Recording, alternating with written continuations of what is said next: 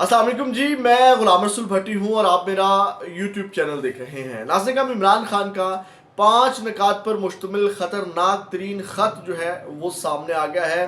इमरान खान और army chief बराह रास्त आमने सामने हैं, क्योंकि आर्मी चीफ साहब का भी ख़त के ऊपर रद्दमल आ गया है। आर्मी चीफ साहब का क्या रद्दमल आया है और 5 निकात जो इमरान खान साहब ने ख़त लिखा है उससे आगाज़ करते हैं, क्योंकि ख़त लंबा चौड़ा है, फिर आर्मी चीफ का रद्दमल भी लंबा चौड़ा है, तो सीधा जो है वो मुद्दे के ऊपर आते हैं। लेकिन तफसीलात में जाने से पहले वही हमेशा की तरह नए आने वाले दोस्तों ही दरख्वास्त है कि चैनल को सब्सक्राइब कर लीजिएगा, बेल के आइकन को प्रेस कर लीजिएगा, ताकि हर नई आने वाली वीडियो आप तक पहुंचती रहे और बर वक्त इन्फॉर्मेशन आपको मिलती रहे। और वीडियो को लाइक ज़रूर कर दीजिएगा। नाज़रीन, काम तीसरा ख़त जो है वो इमरान खान साहब ने आगाज़ कैसे किया, उसका ये भी खुला ख़त है, यानी कि ये नहीं है कि ये भी किसी डाके के ज़रिए भेजा गया है। इमरान खान साहब ने अपने ट्विटर हैंडल से इसको ट्वीट किया है, और जिस ख़त के बारे में आपको पता है कि खबरें चल रही थी अभी 3-4 दिन से कि जनाब तीसरा ख़त भी इमरान खान साहब का आ रहा है, तो वो ख़त जो है वो आपके सामने रखने जा रहा हूँ। इमरान खान साहब ने लिखा ट्विटर के ऊपर कि साबिक वज़ीर आज़म इमरान खान का army chief general Asim Munir के नाम तीसरा खुला ख़त। फिर इमरान खान साहब कहते हैं कि मैं अपनी ज़ात के लिए कोई डील या अपनी जमात के लिए किसी से कोई रायत नहीं मांग रहा। बतौर साबिक वज़ीर आज़म और मुहिब वतन पाकिस्तानी मुझे सिर्फ अपनी फ़ौज की साख की बहाली और वतन अजीज़ का मफाद मकसूद है। इस अमर के बावजूद कि फ़ौज दहशत गर्दी के ख़िलाफ़ जंग लड़ रही है और रोज़ाना शहादतें हो रही हैं, इस्टेब्लिशमेंट की पॉलिसियों के बाइस अवाम और फ़ौज के दरमियान हम आहंगी नहीं है। फिर उन्होंने कहा कि जो हिट किया उन्होंने, यानी कि जो सबसे बड़ी बात की, और ये आर्मी चीफ के ऊपर सबसे पहला बड़ा अटैक है इमरान खान साहब की जानिब से। ज़रा सुने पहला अटैक कैसे है। उन्होंने कहा, मैं ISPR से कहता हूँ कि झूठा बयानिया ना दिया करें। अब डेफिनेटली ISPR जो बयानिया देते हैं वो आर्मी चीफ साहब का बयानिया होता है। फिर उन्होंने कहा कि बार बार ये कहना कि फ़ौज सियासत में मुदाखलत नहीं करती कौम की अकल की तौहीन है। सोशल मीडिया के इस दौर में कोई चीज़ नहीं छुप सकती। मुल्क का बच्चा बच्चा वाकिफ़ है कि आर्मी चीफ ही इस मुल्क का निज़ाम चलाते हैं। इंतखाबात में धांधली हो या अरकान पार्लियामेंट की खरीदो फरोख्त, अदलिया की तबाही हो या अवामी राय दही पर कदगन के काले कानून, न सिर्फ हमारी बाशऊर कौम बल्कि आलमी बरादरी को भी मालूम है कि इसके पीछे कौन से नामालूम हाथ कार फरमा है। लिहाजा मेरी उनसे गुजारिश है कि गलत बयानी से गुरेज किया करें, क्योंकि ये सिर्फ मन हैसुल अदारा फ़ौज की बदनामी का सबब बनती है। मैं 5 निकात पर रोशनी डालूंगा जिसकी वजह से पाकिस्तान आज तबाही के दहाने पर खड़ा है। अब आगे 5 निकात आने, लेकिन मैं एक बात क्लियर करना चाहूँगा, इमरान खान साहब को ये तीसरा खुला ख़त जो है वो लिखना पड़ रहा है ना, एक बात मैं आपको क्लियर कर दूँ कि इमरान खान साहब को ये तीसरा खुला ख़त आर्मी चीफ के नाम शायद ना लिखना पड़ता अगर बाहर बैठी क़यादत जो है उसके अंदर कोई दमखम होता, वो इमरान खान साहब के बयानिए को लेकर के चल रही होती। इसका मतलब ये है कि इमरान खान का जो बयानिया है, डेफिनेटली ये तमाम चीज़ें क़यादत को लीड करनी चाहिए जो बाहर बैठी है। ये तमाम बयानिया मीडिया के ऊपर, सोशल मीडिया के ऊपर, अपने ट्वीट्स के ज़रिए ये बातें बाहर बैठे बैरिस्टर गोहर को जारी करनी चाहिए, लेकिन वो बाहर नहीं उठा सकते। तो लिहाजा इमरान खान साहब अपना बयानिया जो है वो जेल से बैठ करके इन खतूत के ज़रिए आप तक पहुंचा रहे हैं, आवाम तक पहुंचा रहे हैं। आवाम को शऊर देना मकसद है ये असल में जो ख़त आ रहे हैं और आर्मी चीफ को कहा जा रहा है। डेफिनेटली आपको पता है कि ये सारा किया धरता तो आपको पता है कि मिलिट्री इस्टेब्लिशमेंट का हमारी, अब वो इसके ऊपर कैसे नज़रसानी कर लेंगे। ये तो सिर्फ इमरान खान साहब उनको जोड़ रहे हैं ना, अगर समझ आ जाए, जो कि नहीं आ सकती वो सबको पता है। लेकिन ये बेसिकली इमरान खान साहब सिर्फ अपना बयानिया और शऊर पैदा करने की कोशिश कर रहे हैं, क्योंकि बाहर बैठी जो असल ये वाले जो ख़त लिखे जा रहे हैं, ये काम बाहर बैठी जो क़यादत है पाकिस्तान तहरीक इंसाफ की, उसका ये काम था, ये बयानिया बनाना, ये चीज़ों को लेकर के चलना।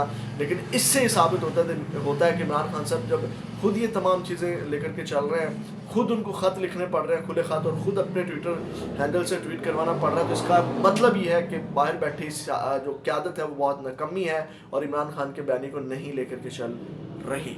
अब आते हैं पहले निकात के ऊपर। पहला जो नुक्ता है इमरान खान साहब के ख़त का, वो क्या है? वो ये है कि धांधली ज़दा इंतखाबात के ज़रिए कौम की जानिब से मुस्तरद शुदा चेहरों का मुल्क पर मुसल्लत करना, ये पहला नुक्ता है। फिर इसको उन्होंने एक्सप्लेन किया हुआ है। उन्होंने कहा, इस्टेब्लिशमेंट की इस पॉलिसी की वजह से मुल्क का शदीद नुकसान हो रहा है। अभी चंद साल कबल तक जिनके सरे महल और मे फेयर फ्लैट्स जैसी बेशुमार करप्शन की दास्तानें कौम को सुनाई जा रही थीं, انہی کے لیے پوری ریاستی مشینری اور ایجنسیز کو استعمال کر کے نہ صرف قبل از وقت انتخابات بدترین دھاندلی کی گئی بلکہ پولنگ ڈے اور اس کے بعد بھی تاریخ کا سب سے بڑا ڈاکہ ڈالا گیا اور ان کو قوم پر مسلط کر دیا گیا۔ میں تیز اس لیے پڑھ رہا ہوں کیونکہ بہت لمبا خط ہے۔ پھر انہوں نے کہا یہ بیانیہ بنانے کی کوشش کی جاتی ہے کہ شریف خاندان اور زرداری پر کیسز سیاسی نوعیت کے تھے، حالانکہ حقیقت یہ ہے کہ ہمارے دور میں نیب کے کوئی کیسز نہیں بنائے گئے۔ انٹیلیجنس ایجنسیوں نے ان کی کرپشن کے ثبوت اکٹھے کیے۔ جنرل احتشام ضمیر اور فاروق لغاری نے ان کے اربوں روپے کرپشن اور منی لانڈرنگ کے ڈوزیر دیے تھے، یہ کہ لوگ کتنے کرپٹ ہیں۔ نیب تو ہمارے کنٹرول میں بھی نہیں تھا، جنرل باجوہ نیب کو کنٹرول کرتا تھا، ان کے خلاف تمام کیسز ہمارے دور سے پہلے بنائے گئے۔ ہمارے دور میں صرف شہباز شریف کے خلاف مقصود چپراسی والا رمضان شوگر مل کیس بنا، اس کیس کو بھی بند کر دیا گیا۔ قوم نے دیکھا کہ انہیں انہی نیب زدہ چہروں کو ڈیل کی ڈرائی کلین مشین سے گزار کر دوبارہ پاکستان پر مسلط کر دیا گیا ہے۔ نیب ترامیم کے ذریعے NRO دینے کے اس عمل سے ملکی معیشت کو جو ہے وہ 1100 ارب روپے کا نقصان ہوا۔ اس فراڈ کے تانے بانے ملائے تو تمام کٹ پتلیوں کی ڈوریاں ایک ہی ہاتھ کی طرف جاتی ہیں اور اس کا سارا نزلہ فوج پر گر رہا ہے۔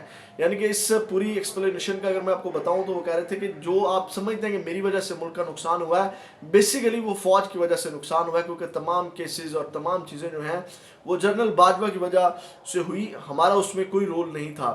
پھر وہ دوسرا نقطہ ہے جمہوریت کا خاتمہ، وہ کہتے ہیں کہ جمہوریت اخلاقیات پر دوسرا نقطہ جمہوریت کا خاتمہ، پھر اس کو ایکسپلین کرتے ہیں کہ جمہوریت اخلاقیات پر چلتی ہے، حکومت کے پاس اخلاقی قوت ہو تو ہی جمہوریت چل سکتی ہے۔ 30 سال لگا کر پاکستان میں رفتہ رفتہ جمہوریت کی کچھ بحالی ہوئی تھی، عدلیہ مسلسل جدوجہد سے خود مختار ہوئی تھی اور میڈیا کچھ آزاد ہوا تھا اور ملک بہتری کی طرف جا رہا تھا، لیکن پہلے سازش سے ہماری حکومت کو ہٹایا گیا، پھر نہ صرف ایک جعلی حکومت کو مسلط کیا گیا بلکہ ان کو دوبارہ ملک پر مسلط کرنے کے لیے آئین توڑا گیا، انتخابات ملتوی کیے گئے، الیکشن سے پہلے ہر حربہ آزمایا گیا، قاضی فائز عیسیٰ کے ذریعے ہمارا نشان چھینا گیا، ہمارے ترجیح امیدواروں کو میدان سے ہٹوا دیا گیا، حتیٰ کہ الیکشن کمپین تک نہیں کرنے دی گئی۔ یہ سب کرنے کے باوجود جب الیکشن میں پاکستانی عوام نے ہمیں 2/3 سے بھی زیادہ نشستوں پر کامیاب کیا تو فارم 47 کے ذریعے رزلٹ تبدیل کر کے صرف 17 سیٹیں جیتنے والی پارٹی کو ملک پر مسلط کر دیا، اور اس انتخابی فراڈ کو چھپائے رکھنے کے لیے تحریک انصاف کو کچلنے کی کوشش میں جمہوریت کو مکمل طور پر پاؤں تلے رون دیا گیا۔ الیکشن آڈٹ کے خود مختار ادارے پتن کی رپورٹ اس سلسلے میں سب کی آنکھیں کھولنے کے لیے کافی ہے کہ کیسے اس ملک میں جمہوریت کا نقصان کر کے دھاندلی کے 64 نئے طریقے اپنائے گئے، میڈیا پر بدترین قدغنیں لگا کر اور انسانی حقوق کو پامال کر کے جمہوریت کے تمام ستونوں کو برباد کر دیا گیا، لوگوں کو ان کے نمائندگان چننے کا حق نہیں دیا گیا، الغرض کے جمہوریت کے تمام بنیادی ستون بشمول خود مختار عدلیہ، حق آزادی رائے، آزاد میڈیا اور انسانی حقوق ختم کر دیے گئے۔ اس سب کے پیچھے بنیادی طور پر تحریک انصاف کو کچلنے اور الیکشن پر ڈاکہ ڈالنے پر پردہ ڈالنے کی کبھی کوشش کار فرمایا۔ تو ڈیفینیٹلی جو پردہ ڈال رہے ہیں وہ اپنے خلاف پردہ اٹھنے دیں گے، یعنی کہ یہ خان صاحب کا جو نقطہ ہے اگر آپ کو سمجھ آتا ہے تو مجھے سمجھائیے گا، یعنی خان صاحب جو ڈاکہ جنہوں نے ڈالا پھر اسی کو پردہ ڈالنے کے لیے تمام کارروائیاں وہ ڈال رہے ہیں، تو کیا وہ اس سے حقائق کو پردہ اٹھائیں گے جن کو خان صاحب جھنڈوڑنے کی کوشش کر رہے ہیں؟ یعنی کہ میں نے ہی چوری کی ہے اور میں نے چوری کی اور اس چوری کا دفاع کرنے کے لیے میں مختلف ہیلے حربے کر رہا ہوں، اور پھر جو ہے وہ مجھے کوئی کہے کہ یار تو خدا کو خوف کر، کیا کر رہا ہے، تو چور بھی ہے اور اس کے اوپر پھر پردہ بھی ڈال رہا ہے، تو پھر کیا میں اس سے پیچھے ہٹ جاؤں گا؟ میں کہوں ہاں جی میں چور ہوں؟ یہ تو کوئی بڑا پھر اللہ کا کرم ہو جائے، ایمان جاگ جائے، غیرت جاگ جائے، تو پھر جا کر کے جو ہے وہ بندہ کہے ہاں جی یار مجھ سے غلطی ہو گئی۔ لیکن میرا نہیں خیال کہ جب اس لیول تک چیزیں چلی جاتی ہیں تو پھر ایمان جاگتا ہے، پھر ان کے ساتھ جہاد ہوتا ہے، جنگ ہوتی ہے، پھر خط نہیں لکھے جاتے۔ پھر ناظرین ہم تیسرا جو نقطہ ہے ترجیحات کی غلط سمت۔ ساری دنیا آگے کی جانب سفر کرتی ہے مگر ہم مخالف سمت میں گامزن ہیں۔ پاکستان کو ڈیپ اسٹرکچرل ریفارمز کی ضرورت ہے جس میں اداروں کی مضبوطی، قانون کی حکمرانی، اقتصادی ترقی، آمدن میں اضافہ، اخراجات میں کمی، بڑھتی آبادی کے ساتھ روزگار کے مواقع پیدا کرنا، سماجی تحفظ، امن و امان اور ملک میں نئی سرمایہ کاری لانا شامل ہے۔ اداروں کی مضبوطی میں ہی ملک کی ترقی کا راز پوشیدہ ہے۔ یہ کام مشکل ہے اور صرف وہی حکومت کر سکتی ہے جس کے پاس عوامی مینڈیٹ ہو اور جس کے پاس اخلاقی طاقت ہو۔ اصلاحات کرنا NRO اور جال سازی سے اقتدار لینے والوں کے بس کی بات نہیں ہے۔ پھر وہ لکھتے ہیں یہاں جعلی پارلیمنٹ ہے، جعلی MNAs ہیں، جعلی وزیر اور جعلی صدر ہے. ان کا ایجنڈا صرف خوف و ہراس پھیلا کر اپنا تسلط برقرار رکھنا ہے. ملک میں استحکام تب آتا ہے جب قانون کی حکمرانی ہو اور جمہور کو آزادی حاصل ہو. یہاں تو 21ویں صدی میں یہ حال ہے کہ انٹرنیٹ تک بندش کا شکار ہے. IT کے اس دور میں لوگ نہ صرف تعلیمی سماجی بلکہ معاشی طور پر بھی انٹرنیٹ پر منحصر ہیں. اس کے منقطع ہو جانے سے پہلے ہی تباہی کے دہانے پر معیشت جو ہے وہ کھڑی کر دی گئی ہے اور مزید اس کو نقصان پہنچ رہا ہے.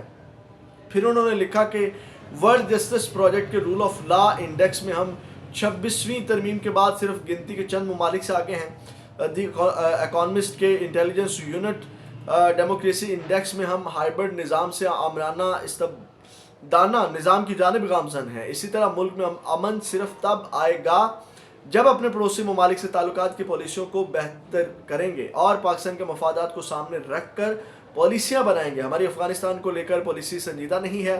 اس کی وجہ سے ہمیں دہشت گردی کے بڑھتے ناصور کا سامنا ہے. اب آگے ناظرین چوتھے نمبر کے اوپر اب تھوڑا رہ گیا بس، پھر آرمی چیف کے بیانے کی طرف آتے ہیں. چوتھا پوائنٹ، ہنرمند پاکستانی اور سرمایہ کی ملک سے باہر منتقلی.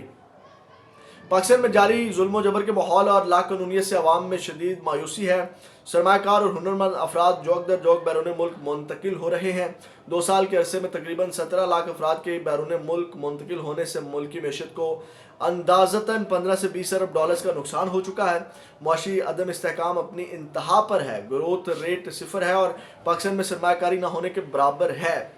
پھر ناظرین انہوں نے کہا کہ لوگ ہر حال میں ملک سے باہر جا رہے ہیں. آئے روز لوگوں کے ڈوبنے کی خبر آتی ہے جس سے ثابت ہوتا ہے کہ ملک میں مایوسی کس قدر موجود ہے. پھر اس کے بعد جو ہے وہ آخری نقطہ اور 5واں نقطہ، جس کے بعد وہ لکھتے ہیں کہ ملک میں انسانی حقوق کی پامالیاں. ملک میں ہر جانب فسطائیت کا بازار گرم ہے. بنیادی انسانی حقوق کی معطلی اور حرمتوں کی پامالی سمیت وہ سب کچھ ہو رہا ہے جو مشرقی پاکستان میں کیا گیا تھا اور سقوط ڈھاکہ جیسا سانحہ وقوع پذیر ہوا. 8 فروری کو ایک بار پھر ہمارے احتجاج کو ناکام بنانے کی کوشش میں ملک بھر میں چھاپے مار کر چار دیواری کا سلسلہ پامال کیا گیا. یہ سلسلہ اب تک جاری ہے. پنجاب پولیس شاہ سے زیادہ شاہ کی وفادار بن کر بدماشی پر اتری ہوئی ہے. وزیر آباد میں پولیس نے ہمارے ایک کارکن کا جنازہ تک نہیں پڑھنے دیا. 9 مئی اور 26 نومبر جیسے سانحات ریاست کی جانب سے کی جانے والی انسانی حقوق کی سنگین پامالیوں پر بھی کوئی ایکشن نہیں ہوتا تو اس ملک میں کسی کو انصاف ملنا ممکن نہیں ہے.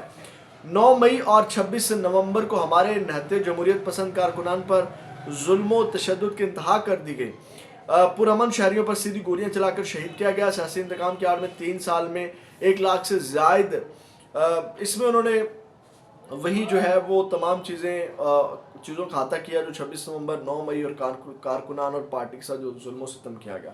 اب آتے ہیں ناظرین کا اینڈ کے اوپر جو ہے وہ آرمی چیف صاحب نے جو ریئیکشن آیا ہے. آج جو ہے وہ وزیر اعظم ہاؤس میں ترک صدر کے اعزاز میں